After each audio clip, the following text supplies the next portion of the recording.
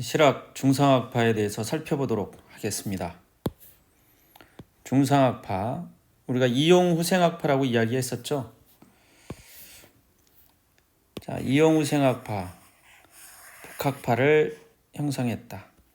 시기를 살펴보면요, 18세기 후반입니다. 1700년대 후반이죠. 서울의 노론 집안 출신이다. 서울의 노론 집안 출신이 북학파를 형성했다. 이렇게 보시면 됩니다. 이들은 농업은 아니다. 농업뿐만 아니라, 그러니까 농업도 중시했다 이런 말이에요. 그래서 농업뿐만 아니라 상공업의 진흥과 기술의 혁신을 주장했다. 이들이 누구다? 북학파다. 언제다? 18세기 후반이다. 다른 말로 뭐라고 한다? 중상학파라고 한다. 중상모략, 그게 아니에요. 상공업을 중시했다 이런 말이죠. 종래의 화유관이 뭐죠? 이게 중심이 있고 중화사상이에요. 중심이 있고 오랑캐가 있어요. 그러니까 중국 중심의 세계관에서 벗어났다는 얘기죠. 그래서 청나라의 문물을 적극적으로 뭐하자? 수용하자. 중국 한족 입장에서 볼 때 이 청나라도 여진족이기 때문에 청나라도 오랑캐다 이렇게 본 거예요. 그런데 우리가 명나라가 멸망하고 이 조선의 당시 지배계층이 어떤 생각을 가지고 있었냐면 이 중국이 명나라가 멸망하긴 했지만 이 청나라는 오랑캐다 이렇게 본 거예요. 그러니까 오랑캐의 문물을 수용할 마음이 없었던 거죠. 그런데 이들 서울 노론들이 중심이 된 이 이용후생학파는 청나라의 문물을 적극적으로 수용하자. 그랬으니까 화이관에서 뭐 한 거다? 벗어난 거다. 이렇게 보는 거죠. 그래서 부국강병, 부국은 뭐예요? 나라를 아주 부자가 되게 하는, 부강하게 하는 거죠. 강병, 뭐예요? 강병은 군대가 강해지는 거죠. 이용후생, 실제 좀 백성들의 생활에 도움이 되는 일을 좀 하자. 그래서 이들을 뭐라고 한다? 이들을 이용후생학파 또는 북학파라고 이야기합니다. 자, 상업이 발달한 서울의 도시적 분위기에서 서울에 뭐가 발달했대요? 상업이 발달했죠. 성장한 이들은 상공업 발전을 통하여 국가의 번영을 이루자 이렇게 생각을 했죠. 유통도 잘 일어나야 되겠고 또 생산 기술이 좋아야지. 그러나 이들은 대상인층의 독점 활동에는 뭐 했다? 반대했다. 재벌들 반대했다는 얘기죠. 일반 백성의 소비 생활과 직결된 일반 소영업 또 소생산자들의 자유로운 활동과 성장을 옹호했다.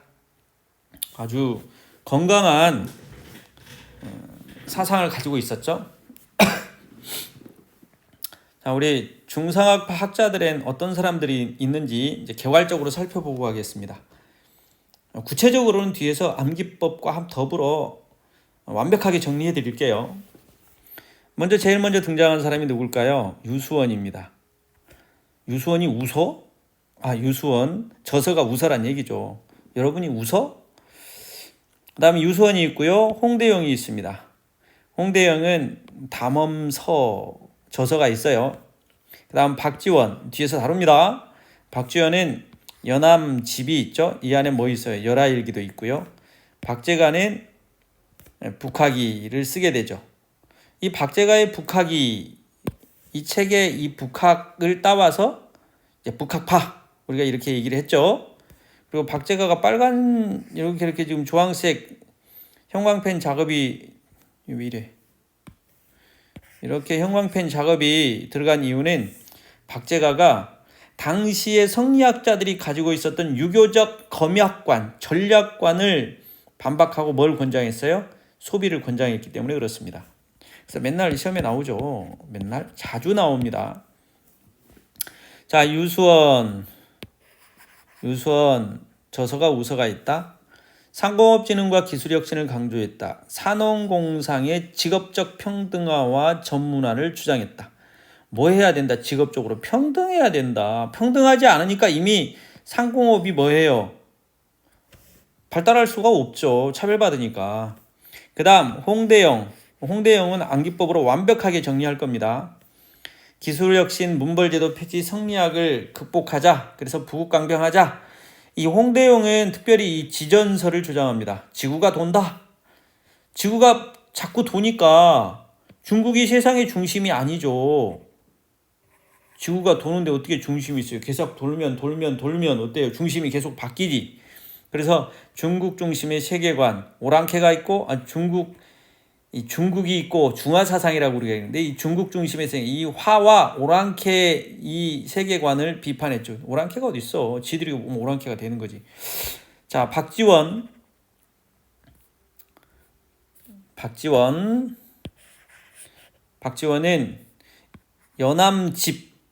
박지원의 호가 연암이잖아요. 상공업 진흥을 강조했네요. 그러려면 뭐 해야 돼? 수레도 선박도 이용이다. 많이 물건을 실어 나를 수 있어야지 쉽게.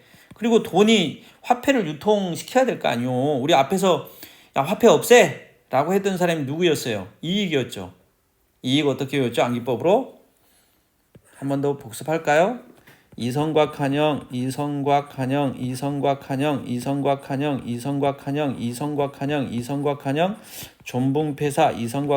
존붕폐사, 존붕폐사 이렇게 갔잖아요.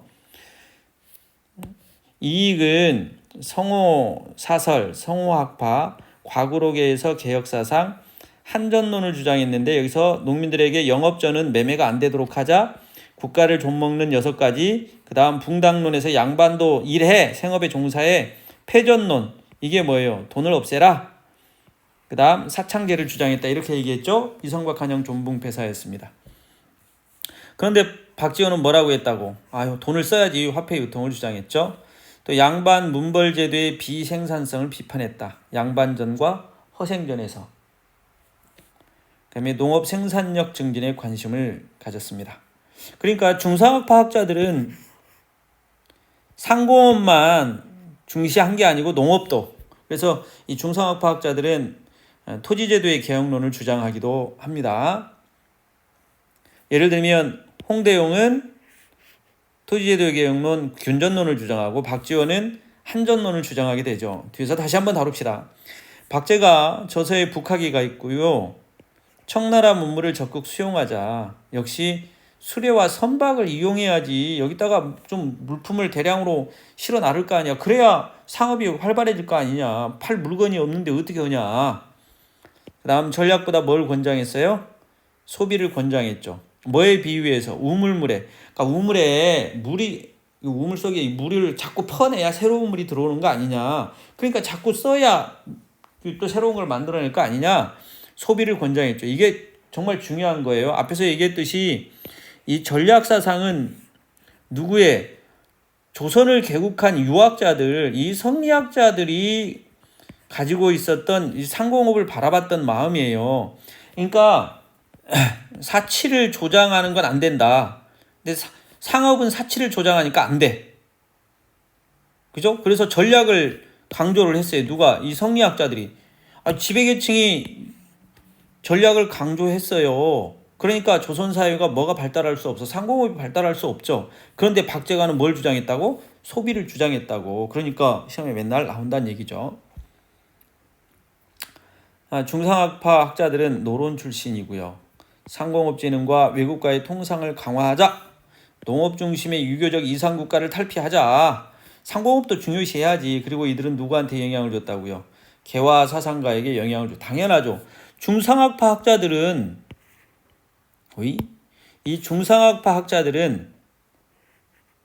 선진 문물인 청나라, 중국이 오랑캐라고 조선의 지배계층이 오랑캐라고 했던 청나라의 문물을 받아들이자고 그랬죠.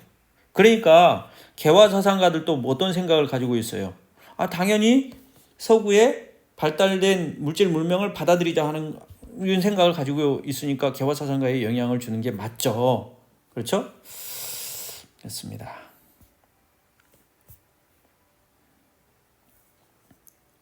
자, 이용우 생학파 중에 중상학파인데 농암 유수원을 살펴보도록 하겠습니다. 자, 농암 유수원 이분을 먼저 살펴보도록 할게요. 농암 유수원을 보면 상공업 중심 개혁론의 중상학파의 선구자가 누구다? 18세기 전반에 누구였다? 유수원이었다. 그는 유수원이 유수 비슷하네. 그죠? 우서를 저술하여 중국과 우리나라의 문물을 비교하면서 여러 가지 개혁안을 제시하였다. 또한 상공업의 진흥과 기술의 혁신을 강조하고 산업공상의 직업적 평등화와 전문화를 주장하였다. 이게 먼저 돼야 상공업이 발달할 거 아니냐.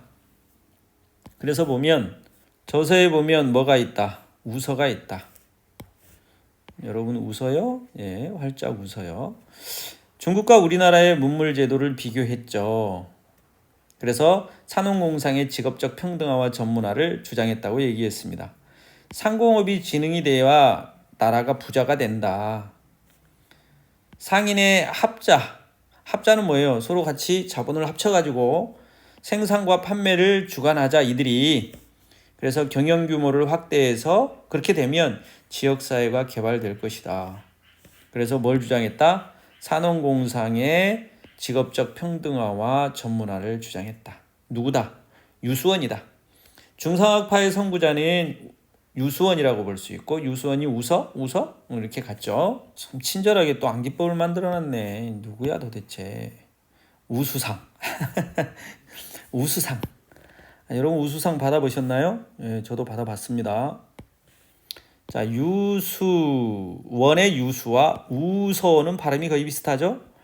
자, 농암 유수원 18세기 전반 영조 때의 학자다. 북학파의 선구자라고 우리가 얘기하죠. 주장을 보면 무의도식하는 양반들을 농공상으로 전업시키고 산업공상의 직업적 평등화와 전문화를 주장했습니다. 우수상은 뭐예요? 요건 유수원, 우서, 그죠? 우서 비슷하죠? 유수원, 우서. 그 다음 요건 산업공상의 직업적 평등화와 그죠? 전문화를 주장했다. 상공업을 중시했다 이 말입니다. 농업, 무리한 토지개혁보다는 상업적 경영과 기술의 혁신을 통한 생산성 증대를 주장했고요. 상업엔 상인 간의 합자 이런 용어를 이때 썼어요. 그죠? 상인이 생산자를 고용해서 생산과 판매를 주관하자. 대상인들도 등장하네요. 학교와 교량 건설, 방위시설 구축 등 지역사회 발전에 공헌하자. 상호발동은 국가가 통제해라. 물자의 낭비와 가격 조작을 방지하기 위해서. 유수원, 우수상 정도 정리해두면 되겠네요. 유수원이 우서에서 한 말을 한번 살펴보겠습니다. 상공업은 말업. 이 말업이 뭐예요? 끝말자예요. 그러니까 이 직업 중에 제일 나쁜 거다 이렇게 얘기하고 있죠. 말업이라 하지만 그 당시에 본래 비루하거나 부정한 일은 아니다. 그것은 스스로 재간 없고 덕망 없음을 안 사람이 관직에 나가지 않고 스스로의 노력으로 물품 교육에 종사하며 남에게서 얻지 않고 자기 힘으로 먹고 사는데 그것이 어찌 천하거나 더러운 일이겠는가. 우수상, 유수원이 우서에서 한 이야기입니다. 자, 이용우 생학파의 중상학파 담원 홍대용에 대해서 우리가 알아보도록 하겠습니다. 담원 홍대용에 대해서 먼저 알아봅시다. 담원 홍대용은 자, 북학파의 실학사상은 18세기 후반에 1700년대 후반이니까 왕이 누구예요? 정조 때죠. 홍대용, 박지원, 박제가 등에 의해 크게 발전하였다. 노론이 서울지방 노론이라고 그랬어요. 노론 명문 출신인 홍대용은 청에 왕래하면서 얻은 경험을 토대로 임화경륜 책이죠. 홍대용, 임화경륜, 윤이 균자랑 비슷하네. 여기서 균전론을 주장합니다. 의산문답이니까 뭐 한 거예요? 문답식으로 책을 썼어요. 묻고 답하는 거 저술하였다. 그는 기술의 혁신과 문벌제도의 철폐 그리고 성리학의 극복이 이 성리학이 나라를 망치고 있다 이렇게 보는 거죠. 부국강병의 근본이라고 강조하였으며 중국은 세계의 중심이 아니다 라고 주장을 했습니다. 자, 홍대용은 너무 중요하니까 홍대용의 저서 및 주장 제가 암기법으로 만들어 봤습니다. 여러분 생각하기에 기가 막힌 암기법입니다. 저는 이걸로 한국사 능력시험 1급 1회 수석도 했고요. 또 고시 공부할 때 엄청난 도움을 받고 공문학원에서 공부하는 학생들에게 희망을 주었죠. 이렇게 외우면 됩니다. 복잡하게 생각하지 마세요. 이렇게 왜 이래? 홍 담임의지 주연농, 홍 담임의지 주연농, 홍씨 성을 가진 담임의 의지가 주연 맨 노는 것밖에 없대. 홍 담임의지 주연농, 홍 담임의지 주연농, 홍 담임의지 주연농, 홍 담임의지 주연농, 홍 담임의지 주연농, 홍 담임의지 주연농, 홍 담임의지 주연농, 홍 담임의지 주연농, 홍 담임의지 주연농, 홍 담임의지 주연농. 자, 살펴봅시다.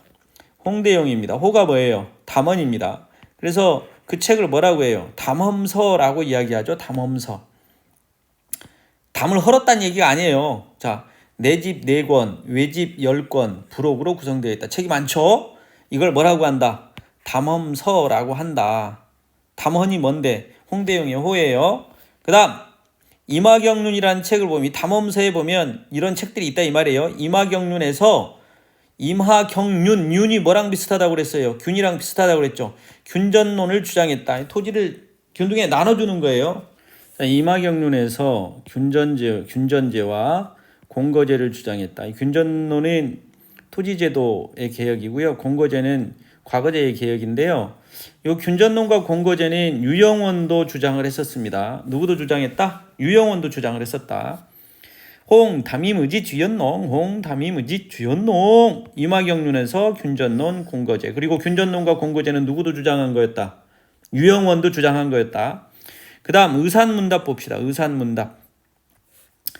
여기 의산문답에서 지구 뭐예요?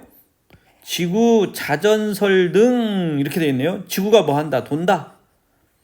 자연과학에 대한 전반적 견해를 피력했다. 그런데 여기 보면 문답이라고 했죠. 문답이니까 묻다, 답하다. 묻고 답하다. 실용과 허자의 문답 형식이었다. 이 의산문답이에요.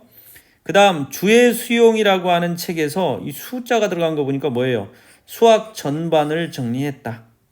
그 다음 담엄 연기라는 거 하는 책은 뭐냐면 기행문이에요. 연기, 기행문. 북경 기행문이다. 북경이 어디예요? 청나라의 수도잖아요. 북경 기행문이다. 홍 담임의지 주연 농수각. 자기 집에 설치한 사설 천문대를 농수각이라고 했습니다. 천문 관측을 위해서. 자, 부국강병의 3요소, 신분제 철폐, 성리학의 극복, 기술혁신 등이 부국강병의 3요소다. 자, 임화경륜에서는 뭐 주장했다고 그랬어요? 균전론과 공거제라고 그랬죠. 놀고 먹는 선비들이 생산활동에 종사해라. 성인 남자들에게 이결의 토지를 나누어 줄 것과 병농일치의 군대 조직을 제안했다. 그래서 균전론 주장했습니다. 우리 앞에서 산업공상에게 차등으로 토지를 분배하고 누구였어요? 유영원이었죠. 유반균자 이렇게 갔었잖아요. 우리 기억납니까? 유반균자 중농학파 유반균자.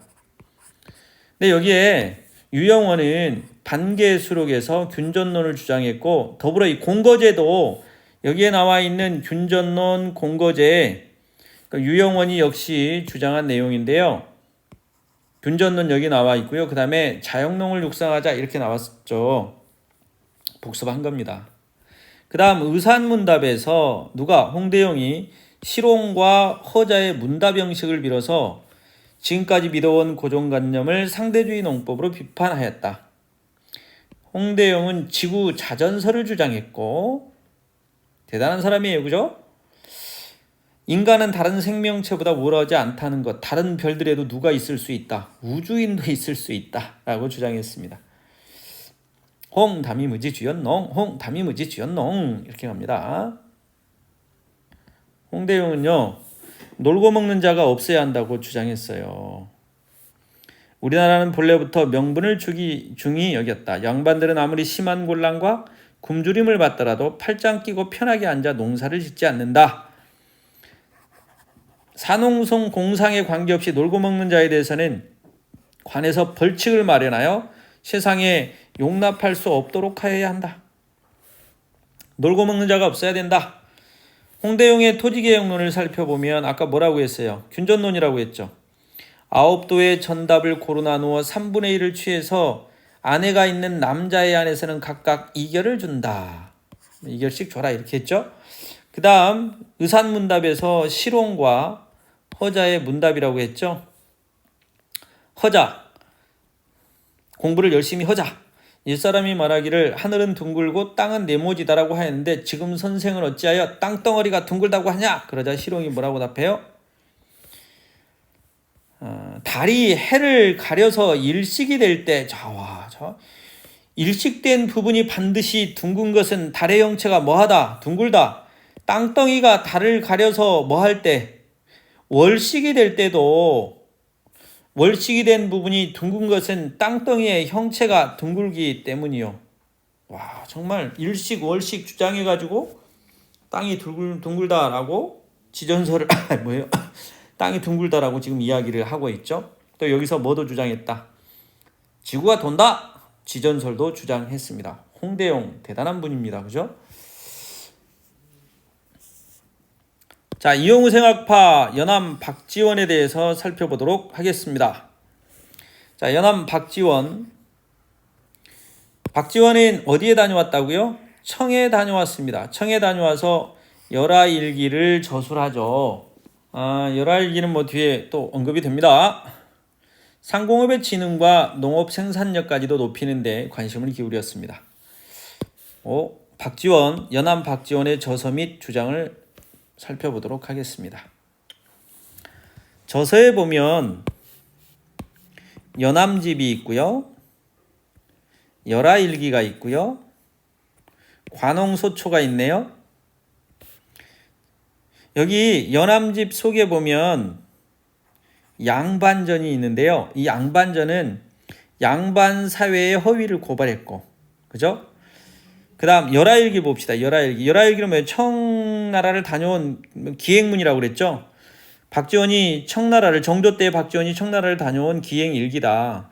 26권 10책으로 되어 있다. 이 안에 뭐가 들어가 있다고요? 열하일기 속에 허생전과 호질 등이 있는데 양반 계급의 위선을 비판했다. 허생전과 호질에서. 그렇죠? 그 다음 연암 박지원의 농업론을 우리가 좀 살펴볼까요? 중상학자들은 농업을 배척하지 않았습니다. 뭐 주장했다? 한전론, 한전법, 토지개혁에서 한전법을 주장했죠. 관홍소초에서 농업기술과 농업정책을 논하고 관홍소초의 한민명전의 항목에서 한전론을 주장했다. 여기는 토지 소유의 상한선을 설정하자는 거예요. 우리 앞에서 이성곽 한영 존붕폐사에서 이익의 한전론은 토지를 분배하되 이 영업전을 주고 이 영업전은 매매를 금지해서 최소한의 토지를 갖도록 만드는 거예요. 매매를 금지해서. 그러니까 하한선을 요거 토지만큼은 가지고 있어라 그랬는데 이 박지원은 한전론에서 토지 소유에 뭘 설정했다고요? 상한선. 이 한자가 제한할 한자인데 여기서는 상한선을 설정했다 이런 말입니다. 농업 생산력 증대 방법, 영농 방법을 혁신하고 상업적 농업을 장려하고 수리시설을 확충해라. 그 다음 박지원의 상공업론을 살펴볼까요? 수레와 선박을 이용해야 된다. 물류를 빨리빨리 옮겨야 될 거 아니에요. 또 화폐를 유통해야 된다 주장을 했습니다. 한문 소설에 가면 양반전과 허생전이 있다고 그랬죠. 우리 열하일기에 보면 그죠? 양반 문벌제도의 비생산성을 비판했다. 그래서 박지원도 뭐 암기법 만드는 건 뭐 간단합니다. 이렇게 만들어서 외웠냐고요? 당연하죠. 박지원 양반은 과한열 낸다. 박지원 양반은 과한열 낸다. 박지원 양반은 과한열 낸다. 박지원 양반은 과한열 낸다. 박지원 양반은 과한열 낸다. 양반전 있죠. 관홍소초의 한민명전의에서 한전론을 주장했다. 열하일기를 썼다. 박지원 양반은 과한열 낸다. 박지원 양반은 과한열 낸다.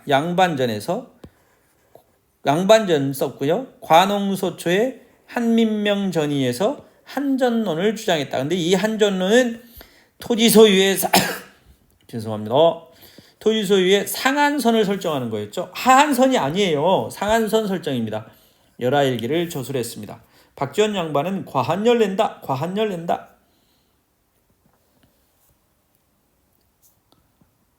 박지원의 한전론을 다시 한번 살펴보도록 하겠습니다. 요 한전 제한을 하는 거죠. 토지전자입니다.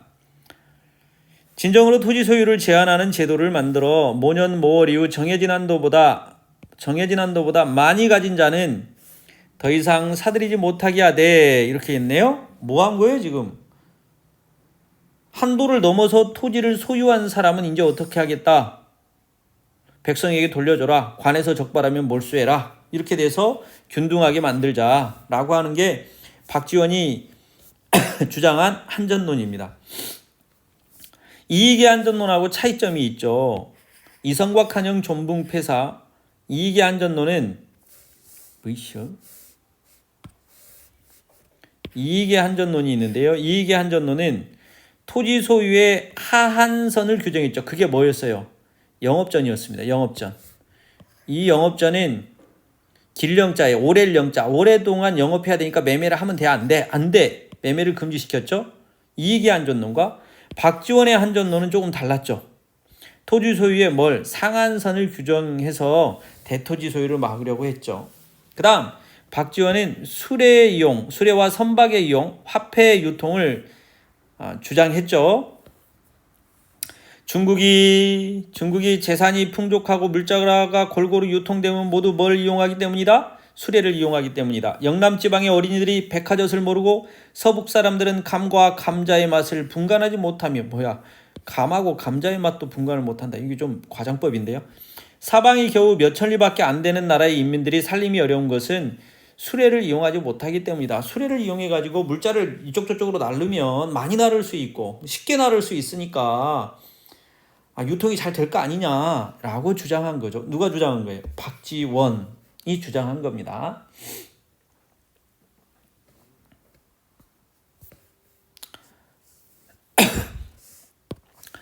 자, 우리 이영우 생학파의 중상학파, 북학파의 초정 박제가에 대해서 살펴보도록 하겠습니다. 초정 박제가, 호가 초정이죠. 양반 집안에 뭘로 태어났다고요? 서자로 태어납니다. 박제가는 어디에 다녀왔다? 청에 다녀왔다. 그래서 뭘 썼다? 북학이를 저술했다. 그리고 북학이를 저술했으니까 청나라의 학문을 배우자라고 수용할 것을 제창했습니다. 청의 문물을 배우자, 수용하자. 저서 및 주장으로 한번 가볼까요? 암기법. 박제가는 간단합니다. 제북청소 끝, 제북청소 끝, 제북청소 끝, 제북청소 끝, 제북청소, 박제가 제북청소. 우리 박지원은 어떻게 했죠? 박지원 양반이 과한열 낸다 이렇게 했죠. 박지원 양반이 과한열 낸다. 제북청소로 끝냅시다. 이 제는 뭐예요? 박제가. 북은 뭐예요? 북학이. 청은 뭐예요? 청과의 통상 강화. 소는 뭐예요? 소비를 권장했죠. 이게 제일 중요하다. 소비 권장. 서자 출신입니다. 그런데 정조 땐 서자 출신들을 규장각 검소관으로 채용했죠. 여기에 박제가, 이덕무, 유득공, 서이수 이렇게 되어 있죠. 이 사람 정도 우리가 외워두면 행복합니다. 저는 이것도 처음에 지금이야 이제 입에서 붙어서 외우지 않아도 되지만 옛날에는 제가 덕무랑 공을 가지고 서이서 축구했다. 이렇게 외웠습니다. 박제가, 이덕무, 유득공, 서이수 정도가 돼요. 서자 출신입니다. 박제가의 저서를 보면 북학이가 있죠. 당연히 청을 다녀왔으니까 청의 문물 도입을 주장했습니다. 사회문제의 개혁으로 언급했고요. 북학이라는 용어를 쓰게 된 게 이 박제가의 북학이에서 나온 거죠. 상공업으로 상공업이 발달했나 청과의 통상을 강화하자. 역시 수레와 선박을 이용해야 물류가 막 이동될 거 아니냐. 이거 정말 중요한 거 나왔다. 그죠? 소비론. 제북청소의 소자, 소비론이죠. 우물물에 비유해서 소비는 뭘 촉진시킨다? 우물물에 비유해서 소비는 생산을 촉진시킨다. 그래서 전략하지 말고 뭐 하자? 소비를 하자라고 적극 권장합니다. 그래서 시험에 맨날 나오죠. 박제가 소비론, 제북청소 이렇게 정리하면 되겠네요. 자, 청과의 통상 강화, 박제가 청과의 통상을 하자라고 주장했죠. 당연히 북하기에서죠. 우리나라는 삼면이 바다로 둘러싸였음에도 불구하고 400년 동안 딴 나라 배가 한 척도 오지 못했다. 아이고. 바다가 삼면인데 딴 나라 배가 한 척도 오지 못했다. 이건 좀 과장된 거지만, 그래서 선박으로 통상하려면 외국은 간사해서 늘 이웃 나라를 넘겨보고 마땅한 곳은 뭐밖에 없다. 중국뿐이다. 그죠? 자, 중국과의 청과의 통상 강화를 주장했습니다. 그 다음 박제과의 소비관도 한번 우리가 살펴봅시다. 여기는 한번 좀 읽어보겠습니다. 비유하건대 재물은 대체로 샘과 같은 것이다. 퍼내면 차고 버려두면 말라버린다. 그러니까 뭐 하자고요? 자꾸 퍼내야죠. 그러므로 비단 옷을 입지 않아서 나라에 비단 짜는 사람이 없게 되면 여공이 쇠퇴하고 이렇게 되는 거죠. 쭈그러진 그릇을 싫어하지 않고 기교를 숭상하지 않아서 공장이 도야하는 일이 없게 되면, 공장은 수공업자여 도야하는 기술을 익히는 거죠. 기어가 망하게 되며 농사가 황폐해져서 그 법을 잃게 되므로 산업공상의 3인이 모두 공공하여 서로 구제할 수 없다. 그러니까 뭐 하라? 자꾸 써라. 그죠? 뭐 비단옷도 나왔고요. 그죠? 여공도 나왔고 샘도 나왔고 박제가의 소비관입니다. 우리가 중농학파와 중상학파를 비교해서 한번 살펴볼 필요가 있습니다. 반드시요. 비교해서 시험에 내겠죠. 중농학파는 경세치용학파라고 했고요. 중상학파는 이용후생학파라고 했습니다. 좀 더 키워서 봅시다. 공통점을 보면 부국강병과 민생 안정을 추구했다. 양반 문벌 사회의 모순, 이 신분제가 정말 모순됐다, 잘못됐다라고 얘기했죠. 또 성리학의 모순, 백성들의 실성은 아무 도움도 안 돼, 이렇게 갔던 거죠.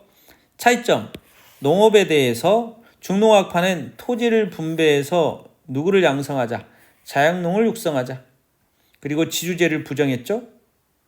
농업 중심의 유교적 이상국가를 실현하고자 했습니다. 그런데 중상학파는 생산력 증대에 좀 더 초점을 맞췄습니다. 그리고 지주제를 뭐 했다? 긍정했죠. 중상학파는 농업 중심의 유교적 이상국가를 탈피하자. 여기는 농업 중심으로 가자 아니다. 농업 중심의 이상국가를 탈피해야 된다. 그러면 이제 상공업에 대한 생각도 당연히 차이점이 있겠죠. 상공업 발달이 부정적이다. 왜? 가난한 사람과 부유한 사람의 차이가 생기니까 빈부의 차가 초래될 것이다. 화폐 사용하지 말자. 이건 대표적으로 이익이었죠. 중상학파는 상공업 진흥이 1차적 관심입니다. 그러나 국가 통제하에 상공업을 육성하자. 화폐, 선박, 수레 등을 사용하자. 생각이 다르죠. 중농학파의 학자를 살펴보면 유영원, 유반균자, 이익, 이성곽 한영 존붕폐사, 정여정 대야마하거 이렇게 갔죠. 경목흠 탕원전, 이건 저 정도 되면 외워도 돼요. 여러분 외우지 마요. 그러면 오기로 외울까요? 중상학파 유수원 선구자였죠. 우수상, 홍대영, 홍담임, 의제주, 연농, 박지원 양반은 과한 열낸다. 제북청소 이렇게 우리가 외웠습니다. 영향 중농학파는 한말의 애국 계몽 사상가들에게 영향을 미쳤고요. 일제시대 국학자들에게 영향을 줬다. 중상학파는 기술론, 해외 통상에 영향을 미쳤죠. 개화 사상가들이 그래서 문호를 개방하자라고 주장하게 만들었다는 얘기입니다. 한계, 이 중농학파, 중상학파 이들 우리가 실학자들이라고 했는데 이 실학은 국가정책에 반영되었다 못했다. 반영되지 못하고 학문적 차원에서 머물렀다. 이게 아픔이네요. 그리고 성리학의 한계를 완전히 극복하지 못했다. 참 중요한 내용들을 우리가 오늘 다루어 봤습니다.